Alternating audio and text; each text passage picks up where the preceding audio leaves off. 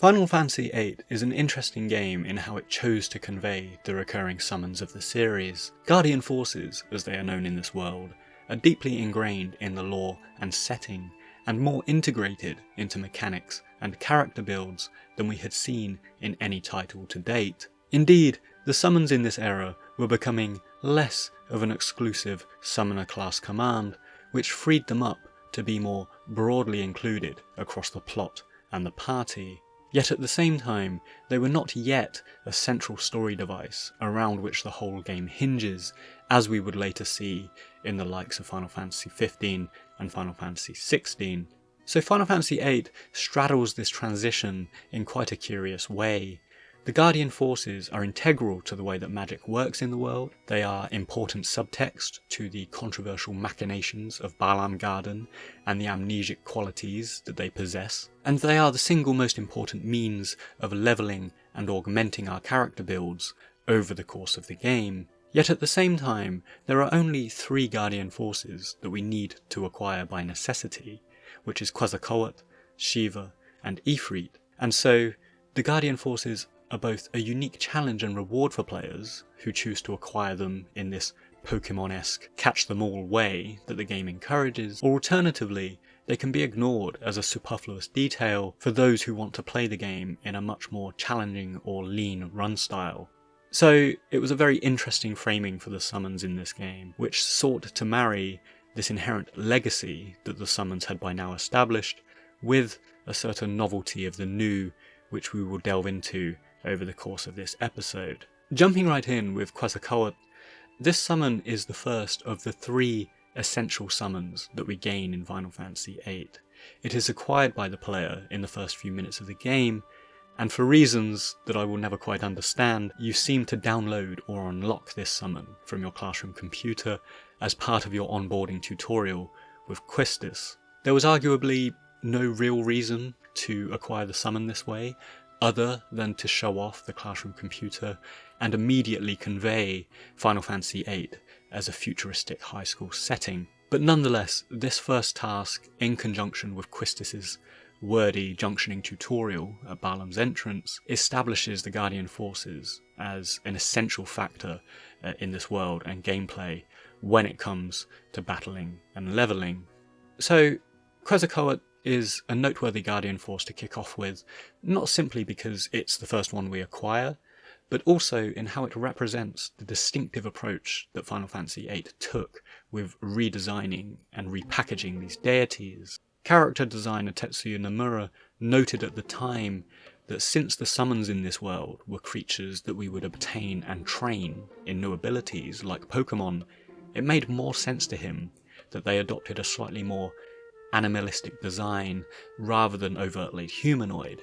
He references the lightning deity Quetzalcoatl specifically here because where the legacy elemental in Final Fantasy is Rama, Nomura said that he struggled to picture such a wizened old godlike figure needing training in new abilities, and so instead he borrowed from Aztec mythology to debut the bird-like creature Quetzalcoatl instead. Further to this, and something I only noticed comparatively recently, is how Final Fantasy VIII replaces the magic term of lightning with thunder. And while the magic performs much the same function, the change in terminology may well have been a subtle shift so as not to replace the legacy of Rama or encroach on that sort of legacy territory there, because of course Rama by this point was a staple of the Final Fantasy anthology, and I do in fact recall some comments on forums back in the day criticising Final Fantasy VIII right out of the gate because they had presumed to replace Rama. Like many Final Fantasy summons, Quetzalcoatl references an existent mythology, in this case the eponymous Aztec deity, which interestingly is the patron of many things, including wind, but not of thunder or lightning, which is the preserve of Tlaloc. And as always, please excuse my pronunciations of virtually everything. Additionally, the spelling of Quetzalcoatl in the game is slightly misspelled and abbreviated from the Aztec translation, owing to the name maxing out the word count on Final Fantasy VIII's name entry screen. The adoption of Quetzalcoatl then may well have been because it's a much more animalistic deity than the others that we see in the Aztec pantheon, and as we see in the game, Nomura decided to lean very hard into this feathered serpent sort of creature in a very abstract way, which always struck me, kind of looking at the beast in FF8, as a sort of serpentine flying manta ray rather than a bird, but it does nonetheless succeed in coming across in this more animalistic way, which was Nomura's entire goal with the Guardian forces. In terms of how its design combines into its cutscene, I think there is a very impressive shock and awe to the cinematography of the thunderstorm attack. We have storm clouds rolling in, the beast emerges from the element of lightning itself, and the attack sends bolts of lightning out of what is presumably its beak, before exploding into a mushroom cloud, which the FX designers seem to really love in this game, as there is plenty of mushroom clouds in the Guardian Force attacks. So that's Quetzalcoatl, a great introduction to the summons in this game that shows how unique the beings were and how they were being repackaged for Final Fantasy VIII specifically. And like most summons in this game, it has its own unique junction abilities like card mod, that caters to different playstyles and leveling opportunities in the game. Moving on to Shiva, this is one of the classic Final Fantasy summons reprising her role in FF8, and along with Siren is one of the least compromised summon designs in terms of Nomura's desire to anthropomorphize these deities in Final Fantasy VIII. Like Quetzalcoatl, Shiva is likewise acquired at the beginning of the game from the classroom computer, and I think it was a good decision to pair these two summons together, since it firstly links up old and new in terms of the creatures. Maybe for veteran players there was a comfort in seeing Shiva again alongside this weird new Thunderbird. And secondly, it allows the elemental strengths and weaknesses of the Guardian forces and the battle gameplay to be observed in the tutorial boss fight, since we are fighting against the fire elemental Ifrit in that scene. And so Shiva as the ice deity visibly counters that and kind of weakens Ifrit. And it's rather interesting, I think, that for the first time in the series, we see this acknowledgement between Shiva and Ifrit. Elemental acknowledgement of the strengths and weaknesses between the two, narratively speaking.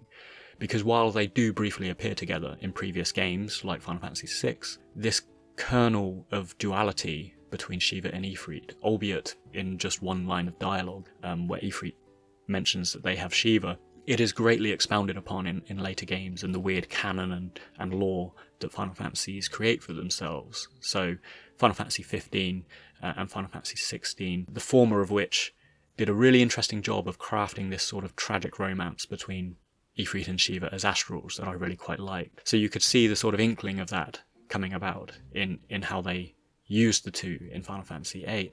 Shiva's design in FF8 is generally consistent with most entries of the series as this willowy blue female who delivers her ice attack, Diamond Dust. The key differences here are that rather than her teal hair, she has this ambiguous blue sort of headdress going on. And in the Diamond Dust cutscene, rather than descending godlike from a wispy flurry of snow or ice, as is usually the case, she violently juts from the ground encased in a shard of ice, which for me at least sets aside this benevolent, godly feel that she often has in favour of something much more earthy and primal, and it feels like it works in the more bestial Final Fantasy VIII pantheon, as opposed to, for example, Final Fantasy VII or Final Fantasy X versions of Diamond Dust, where, and admittedly 10 is my favourite version of Shiva, but she retains this esoteric, pristine femininity about her in most of the other games, excusing Final Fantasy VIII.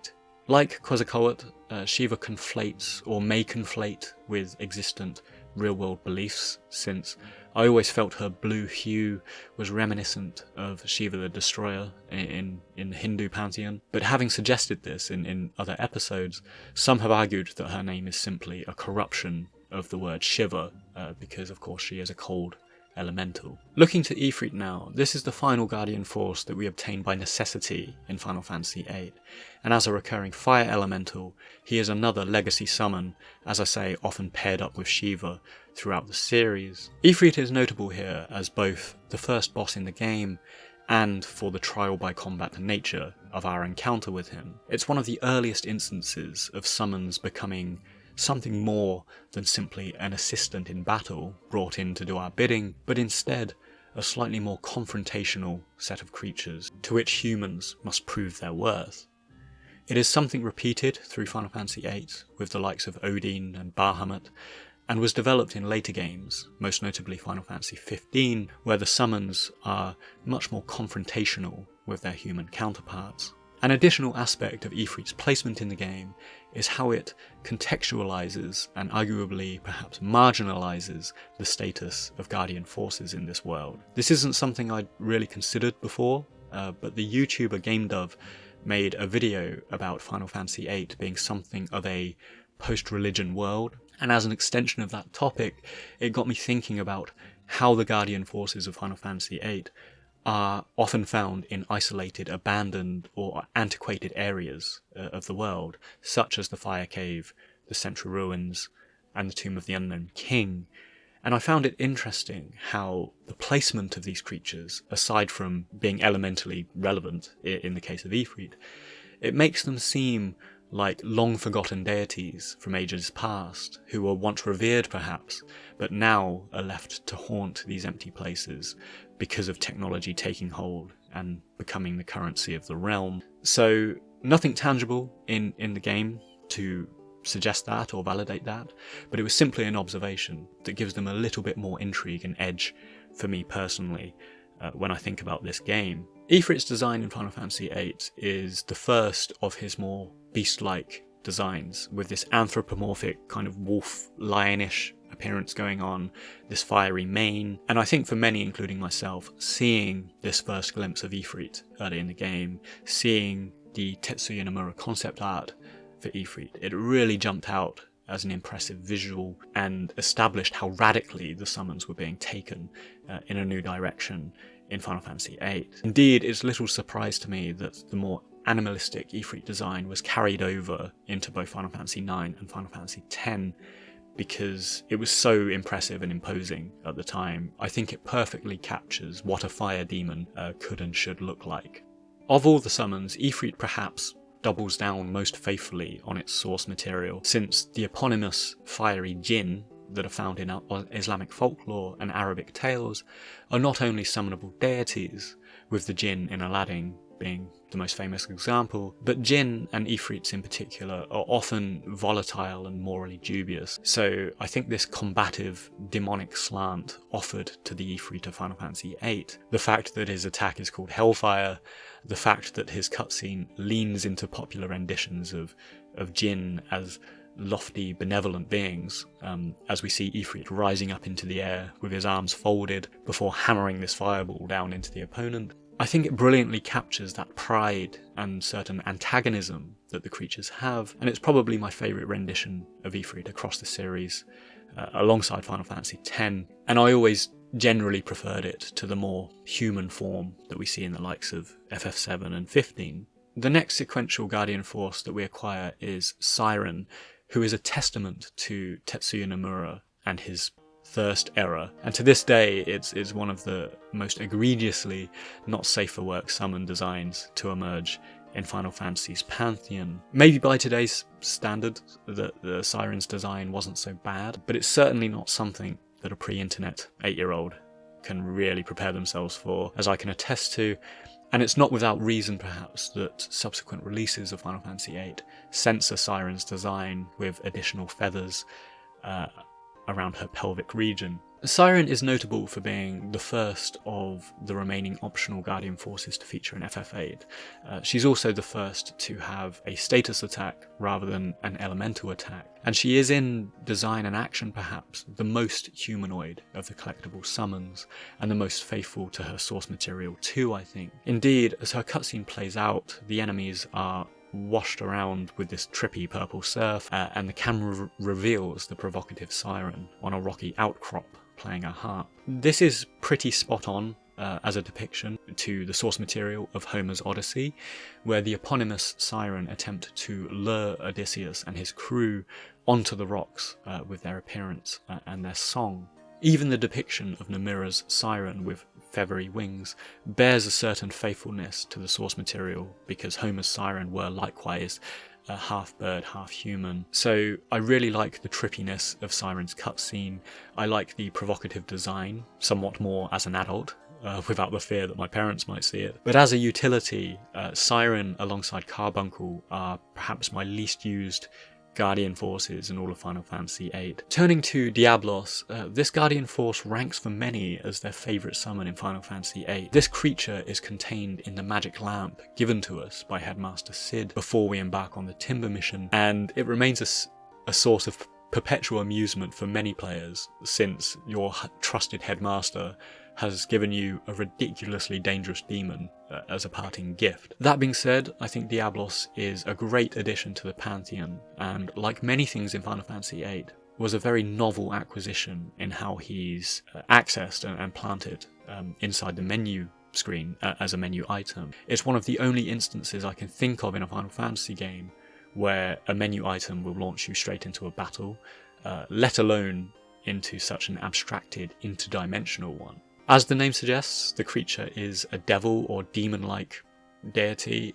It's depicted as an interdimensional, bat-like thing, and it rather coolly, when it's summoned, it emerges out of this inky black void as the known world drops away into an otherworldly plane. This occurs in both our battle with Diablos and his attack, Dark Messenger, and it's quite befitting, I think, of his corresponding magic attack, which is the time-based Demi. Dark Messenger as an attack animation boasts the graphical fidelity of Final Fantasy VIII, and what it was capable of as a step up from Final Fantasy VII, since Diablos shakes this inky matter from its wings and summons a dark gravitational orb above its head. It's the sort of thing that 3D modelling software could create in a matter of seconds today, but at the time there was a sense of texture and lighting and three-dimensionality about Diablos that was really quite impressive, I think. And as the attack crashes down and compresses our enemy, we are treated once more to some mushroom clouds forming, these esoteric zodiac or vaguely sort of ritual occultish imagery to further enforce this particular image of Diablos. So a great Guardian Force here that has unique junction abilities such as Dark Side, which trades HP for power. It's an early instance of where we can get 0 encounters for our characters if we choose to. And Diablos is also another sample of the narrative ambiguities and mysteries that are bound up with the summons of Final Fantasy VIII. I would love to know the story of how Diablos came to be in the lamp, and the wider machinations and historicity of these creatures in this particular world. Moving on to the brothers summon, like Ifrit and Diablos before them, they are acquired through trial by combat, and are subject to a rather classically designed Final Fantasy side quest. We don't get too many dungeon crawls in Final Fantasy VIII, as I've discussed in my recent retrospective, because it's much more of a set-piece, sort of mission-based game. But the Tomb of the Unknown King is one such example of a dungeon, and quite a neatly designed quest, in my opinion, since it's neither too long nor too difficult. It's equally weighted between puzzling and combat, and most importantly, the reward is consummate with the effort, since we unlock the Brothers' Guardian Force at the end of it. I also have a personal fondness for the Brothers quest, since on my very first playthrough of Final Fantasy VIII, I didn't yet have the strategy guide, and while walkthroughs were very popular in this period, and kind of a necessity really to achieve everything in a game like Final Fantasy VIII, the design of the questline was so relatively intuitive that you could quite easily stumble upon it yourself. If you venture a bit further into the tomb, you encounter Sacred, the first brother.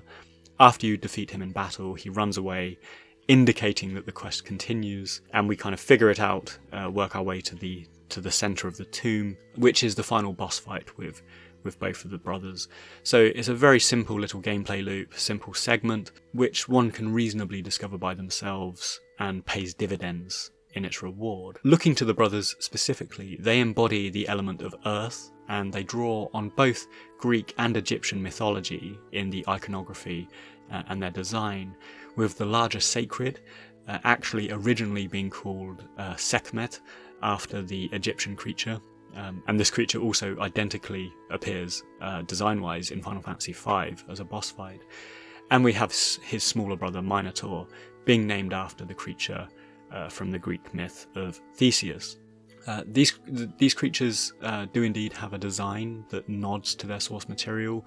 They are very simply clad in their loincloth and their braces, and they have the addition of a shield each that reads younger brother and older brother in kanji. Their attack cutscene, Brotherly Love, indulges Final Fantasy's periodic penchant for comic relief, and not dissimilar to other summons in the series, like Chocobo Mog in Final Fantasy VII, for example. There is some ridiculous absurdism and sort of manga expressionism in its delivery, and in this case we have the two brothers launching the enemy into the sky on a rocky outcrop. Then they play rock, paper, scissors together, which the larger Sacred loses, and then he is launched headlong into the enemy, streaming anime tears as he goes. So it's a great comedic reprieve from most of the story elements and the other summons in this game. Obviously Final Fantasy VIII is generally more sincere and serious in the delivery of its story on the whole.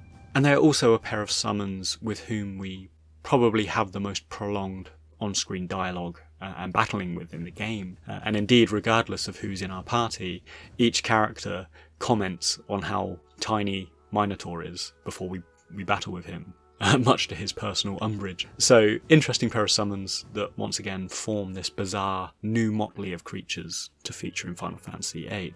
Looking at Carbuncle now, this is another legacy summon, an oddly named summon that refers to a precious ruby stone rather than the painful skin condition. And throughout Final Fantasy, it more often than not resembles a green rabbit or fox, with Final Fantasy VIII being no exception. It's probably the most consistently represented summon design across the games, and so does tend to stand out as quite a recognisable creature alongside the likes of Ifrit and Shiva. Carbuncle is also, in Final Fantasy VIII, the first and one of the only support magic summons that we acquire, alongside Cerberus. Its function is to cast Reflect Magic across the entire party, and as such I basically never use it. I'm sure there is a use case for casting Reflect on everybody, and there are players that use it. Personally, it more often than not causes me to inadvertently heal enemies, and it frustrates me entirely. But that is the historic form and function of Carbuncle. That being said, its junction abilities are pretty useful, with learnable buffs for vitality, HP and magic, and it's the first Guardian Force in the game with which we can learn Counterattack, which is a fantastic skill to learn. In its cutscene, we see it emerge from a hole in the ground and perform Ruby Light, where it simply shoots Reflect Magic from its red gemstone. And like Siren before it, it's a battle-specific summon, and so it's very missable if we fail to acquire it from the Iguans at Delling City, or from one of the endgame bosses in Ultimicia's castle. Moving on to Leviathan, this summon, much like Siren and Diablos, has a certain esteem and impact in its cutscene, since it warps the reality around the enemy with an improbable visual set piece. And I love the way that Final Fantasy VIII sort of ambitiously chose to do this for the first time in the series. So in Leviathan's case, the tsunami attack sees the creature emerge from a hole in space-time, shooting up into the sky with a wall of rock beneath it, and transforming into a tsunami that gushes down towards the enemy. This is another attack scene that shows how cinematically inclined the Final Fantasy summons were becoming, and it really emphasised the graphical ambition and the leap between Final Fantasy VII and Final Fantasy VIII. Leviathan, like Carbuncle, is generally faithful to its other depictions through Final Fantasy, while it does depart slightly from its folktale and biblical source material, where it's described more of a dragon than a snake-like serpent. The Leviathan also lacks any dialogue or conveyance of personality in Final Fantasy VIII.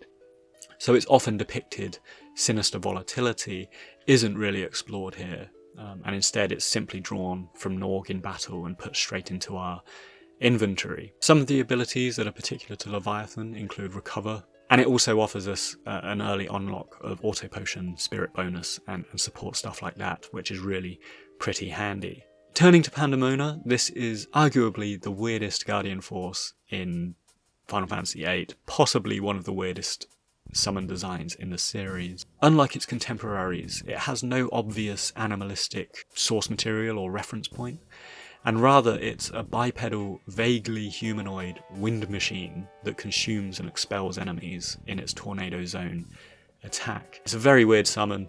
I think its junctionable abilities are probably its single biggest reprieve, such as having initiative. This Guardian Force is drawn from Fujin during our boss battle in Balam Town, and owing to this being the second in 2 consecutive boss fights, and quite an action-packed scenario really, Pandemona is usually the Guardian Force that I more often than not forget to draw during a playthrough. For some reason, as an equipable Guardian Force, it's also most compatible with Rinoa. So the Guardian Forces, they have a sort of subtext in the background. They are more compatible with some players than others, and also have counteractions with their opposing elements. But they also have these relationships with the characters. Selphie and Rinoa tend to rank quite highly. Adia's relationship with all of the GFs is super high. So yeah, interesting one. Next we have Cerberus, who, like Brothers and Siren before it, references Greek mythology, and the eponymous guardian of the gates of the underworld. It's a very useful support magic that casts double and triple on our active party members, and in its cutscene it ambles appropriately out of the gates of the underworld to cast counter rockets on our heroes. I always liked Cerberus as a support magic, particularly over Carbuncle. I just found more of a use case for double triple, and there is much more value, I think, in spending the 20-30 seconds sitting through its cutscene to unlock that magic. And from a purely aesthetic point of view, I really enjoy its faithfulness to Greek mythology. Like a lot of people, I really like Greek myth, and I love how Final Fantasy games, tend to sort of nod to that and fold it in with certain creatures like this. Like Ifrit and some of the others mentioned, it's another example of a Guardian Force that challenges us to earn their power, and in this case Cerberus pops up as an optional boss in Galbadia Garden, which was a very interesting but intermediate sort of challenge during that particular mission. I do recall having some trouble beating it the first few playthroughs that I had. Looking to Alexander, this is a recurring summon that debuted in Final Fantasy VI, and one that I really quite like. It is in many ways representative of Final Fantasy as a whole in how it blends Western antiquity and technology, something that's inherently Japanese. It has this sort of slight Gundam vibe to it. So meshing a Japanese Gundam with a European-looking fortress is a perfect metaphor for what Final Fantasy is, in my opinion. It is an eclectic mesh of cultures and histories, with Alexander the Great perhaps being referenced, being a likely etymological touchpoint. It also has a sort of Christian and Crusader connotation bound up with it. Of course, it's the element of holy. Its attack is Holy Judgment. The way it's delivered in Final Fantasy VIII, I think it is in many ways unfair to compare it with preceding titles like Final Fantasy VI or VII, where Alexander simply emerges from the ground, does its attack, and then disappears. Final Fantasy VIII's aforementioned effort towards the cinematic is really emphasised in how they deliver the Holy Judgment attack, where the camera dissolves in this heavenly light. It shows Alexander jut up from a distant mountain range and then fire off its attack. Alexander is another force that is drawn in battle too, and in this case from our second battle with Adia. And so sadly there is no dialogue or further interaction with this creature. It just looms mysteriously and not quite inanimately in our roster of Guardians. So Alexander is also significant in how it's pretty much the last Guardian force that we encounter through the course of the story. So in a necessary story beat, each of the summons we've discussed so far, we don't particularly have to go out of our way to acquire them, because we are either battling a relevant boss who is holding them, visiting a relevant location like the Tomb of the Unknown King or the Fire Cave, or being given magical lamps on our mission. And so they are low effort acquisitions in that respect. Coming on to the next batch of summons, they are often considered the big ticket Guardian forces who pay dividends with their junctionable abilities or their battle attacks. And as such, they are also the creatures that we need to go out of our way to acquire via side quests, dungeon crawls and grinds, with some being slightly more laborious than others. In keeping with the Guardian Force chronology from our menu screen, we next have Doomtrain, who is definitely among the most onerous of these top tier summons to acquire. In keeping with Final Fantasy's recurring penchant for evil trains, Doomtrain has a very occultish vibe and is acquired through a 666 symbolism of acquiring 6 Remedy plus, 6 Steel Pipes, and 6 Marlborough Tentacles, along with the Solomon Ring, with the Church of Solomon, of course, having its own cultish connotations via the Knights Templar and stuff like that. Doomtrain is often an effective one-shot assist in battle, in my opinion, not insofar as it physically defeats enemies in a single hit, but that its multitude of status attacks all at once can render an enemy useless more often than not, so it makes combat much easier. On top of this, its junction abilities include Auto Shell, Junk Shop, and Forbidden Magic, which make it, really useful to acquire regardless of your run style. Coming next on to Bahamut, this summon from Final Fantasy VIII onwards is increasingly posited as a formidable Dragon King of the series, a prestige that is forged within the canon of Final Fantasy itself, making Bahamut one of the most impressive and sought after summons in any given game. Personally, while Final Fantasy VII lacks the graphical finesse of FF8, I do really like the evolutionary style of Bahamut in that game, where we have Bahamut, Neo Bahamut, and Bahamut Zero, where other entries, including 8, have it as simply just one singular being. But what Final Fantasy VIII does, and how latter entries followed it, is also start positioning Bahamut as a slightly more ominous, antagonistic, and prideful being. He is standoffish as he goads us through the Deep Sea Research Centre, eventually challenging us to battle. And to distinguish him from the other Guardians, and indeed other battles in the game, rather than standard boss music, Force Your Way, he's given the excellent Between a Plank and Perdition from the soundtrack instead, which is a great track. It really fits this battle for some reason, although I never quite understood what the title meant there. But all being said, all of this comes together to posit Bahamut as a very distinct, hidden, secret summon in this game. In terms of junction abilities, it's one of the few Guardians that gives us Mug alongside Auto Protect, Rare Item, and Move HP up. So, as I say, big ticket summon, really worth the effort, and again earns Bahamut that certain prestige in FF8, I think. Next in the roster, we have Cactuar, who, interestingly, is one of the few visible creatures on the overworld. It may even be the only other sentient being beside the player that we see on the overworld in this game. Alongside Tombury, Chocobo, and Mog, it's one of the more comical, absurd Guardians that we can acquire in this game. And in terms of side questing, it's not such a difficulty to access Cactuar, or even necessarily defeat him. It's just the time investment to chip away at his HP, which is really frustrating. Also the fact that Jumbo Cactuar has the penchant for fleeing battle as well, meaning that we have to start all over again. So acquiring Cactuar, in terms of difficulty, not so much, but it's very much a war of attrition that demands patience above all else. That being said, it's certainly not the most egregious demand for patience in a Final Fantasy game. Jumping rope in Final Fantasy IX or dodging lightning in Final Fantasy X are certainly worse than anything we get in Final Fantasy VIII. And I'm also quite forgiving of Jumbo Cactuar because I love his mustache. In terms of Cactuar's attack as a Guardian Force, 1000 Needles, it very much does what it says on the tin. We see Cactuar spring into the air against a kamikaze sunburst and then rain needles down on our enemies. But it's really the junction abilities that distinguish this Guardian Force, I think. It has lots of spirit and luck and evasion buffs available, which is fantastic. And like most other Guardian Forces, these are very contextual to what the creature is all about. More broadly, I loved seeing a Cactuar feature a bit more prominently in a Final Fantasy game rather than a minor enemy, because alongside Chocobos and Moogles and Tonberries, they are very iconic fixtures of the series. I think they're another Tetsuya Nomura creation, and of course they are the chosen avatar for the Alleyway Jack channel.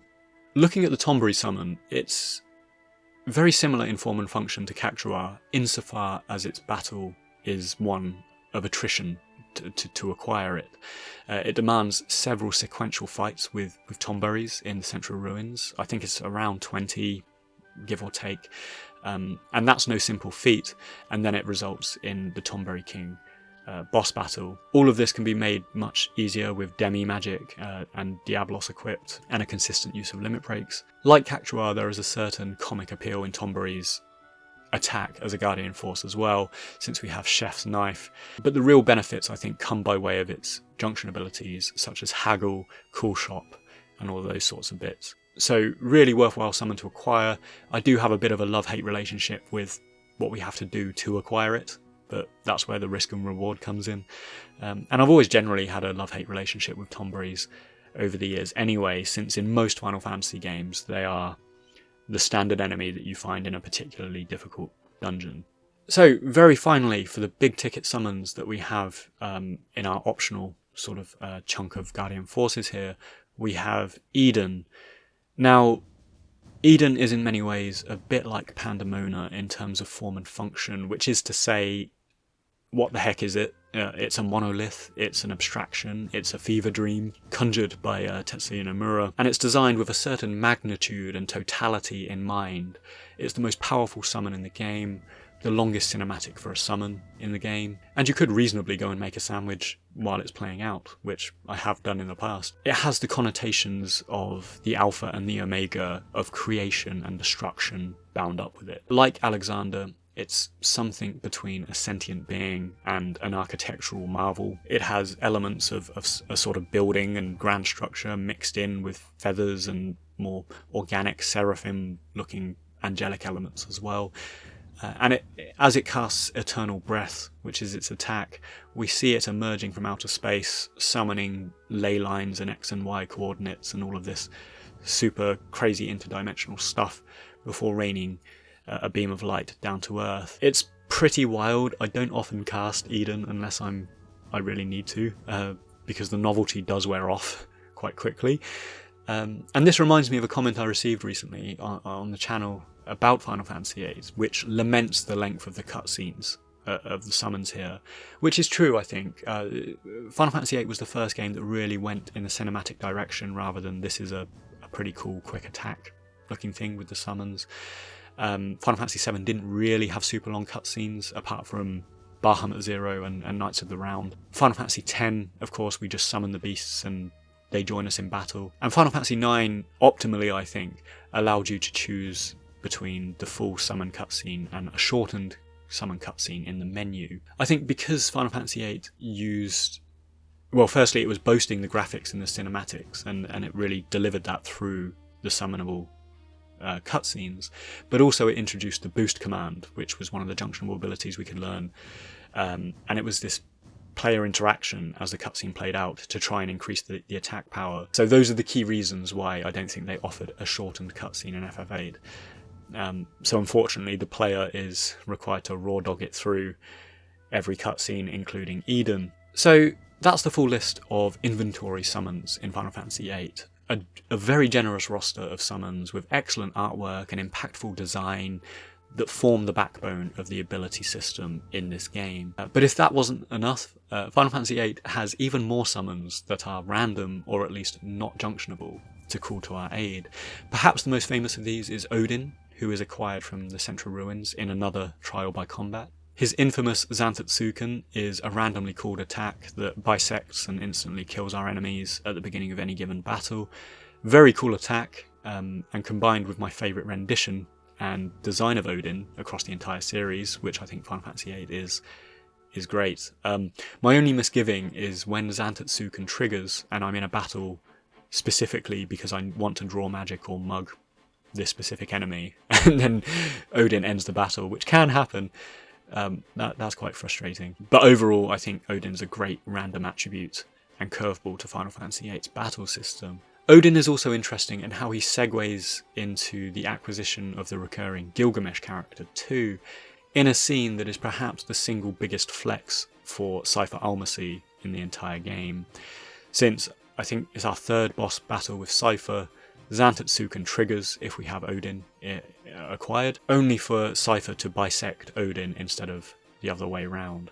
So that's a fantastic scene, I've discussed it at length in my Final Fantasy VIII retrospective. And looking to Gilgamesh here, I really like how, as Gilgamesh takes Odin's place, we have a slightly more severe and serious badass rendition of Gilgamesh in the game too, since he is more often than not delivered as a ridiculous slapstick sort of character.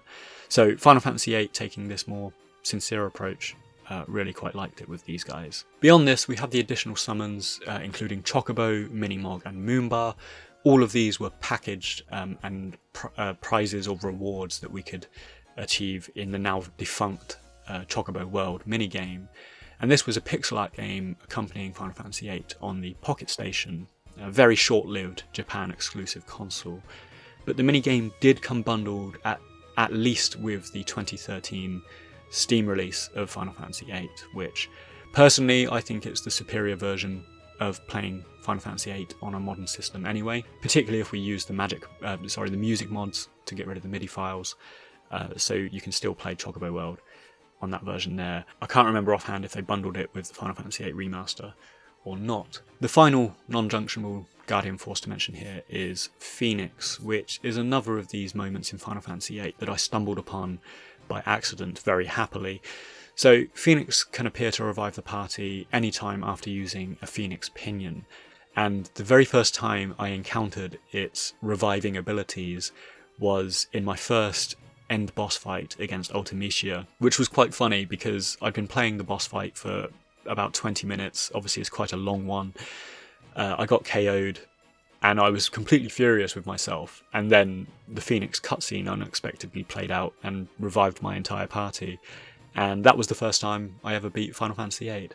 So very nice little Deus Ex Machina moment there with the Phoenix summon. I do have a fondness for it because of that moment. And it's a sound final example, I think, of how the developers absolutely packed this game with weird and wonderful summonable creatures that we could access and use in a variety of different ways, whether it was acquiring it from the Magic Lamp item or, of course, using the Phoenix Pinion here as well. So there we have it, a whistle-stop tour of Final Fantasy VIII's Guardian Forces, which, having such a strong role in the mechanics of the story, having for the first and only time these dedicated character portraits in the menu, and being so involved in the side quests rather than the main quests for the player, it always made them stand out for me as a great and unique application of the summons in this series. If I had to choose a favourite and a least favourite very finally, because people do sometimes ask these sorts of things, in Final Fantasy VIII specifically, I would have to say my least favourite is Pandemona, because they could have referenced anything else, any real-world wind deity, whether it's Typhon, Fujin. You know, the Greeks have 4 wind gods to choose from, but they ended up with this really random thing. In terms of my favourite, probably Odin. He really stands out for me. I loved his design. I loved the, game-changing Zantetsuken attack. So that's my least and my most favourite summon in this game. Feel free to drop a comment, let me know your favourite summon in Final Fantasy VIII, and let me know how you think the Guardian Forces stack against other summons across the series.